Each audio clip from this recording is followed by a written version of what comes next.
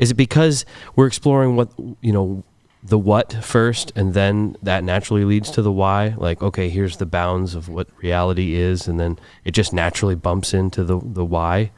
Or what do you think? I think it often happens that way for a lot of science fiction writers, that there's a level of here's like a cool idea, a what, right? The maybe take like Ex Machina, and like, can we make yes, very much my kind of sci-fi.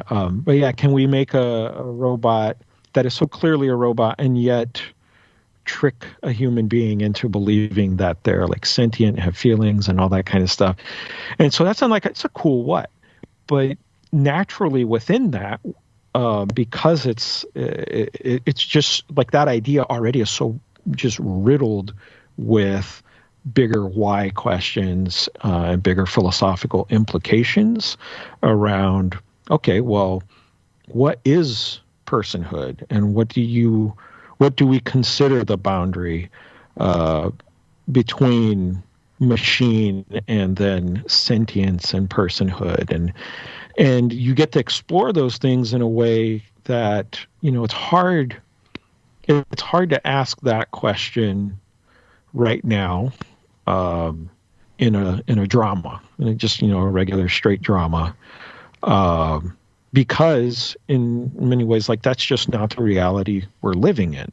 If that were our current daily reality and we had questions about it, you might see it come up in a drama that deals with it, much in the same way that I think we're only maybe a decade or two away from a movie like The Martian being essentially considered a drama, because it eventually will be a real, not a lived reality for most of us, but it will be lived reality for at least enough of us that it's not exactly science fiction anymore. I remember seeing iRobot, and he goes on autopilot in the tunnel or whatever. Like, that's so stupid. Mm-hmm.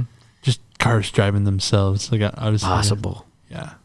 Now it's like a couple years from now, where it's probably going to be weird to have cars that don't have autopilot systems. Yeah, it's going to be vintage. Right. Oh, that's a manual driver. Oh, what? Yeah, I think that's what's really, but that's the most interesting / useful / horrifying thing of what you've been referring to as hard science fiction, which is the more plausible could happen spectrum of the genre, like an Ex Machina or other movies like that, where like that's the part that's like it gives the storyteller the ability to play out an idea to its logical conclusion. Like, if this, which we know is in the realm of possibility, then how far could it go, right? Which is, I think, a useful exercise. It's also very horrifying at times. Like, subscribe, hit the bell, right here. Yeah, slap that subscribe, smack it, smash that subscribe. Smash that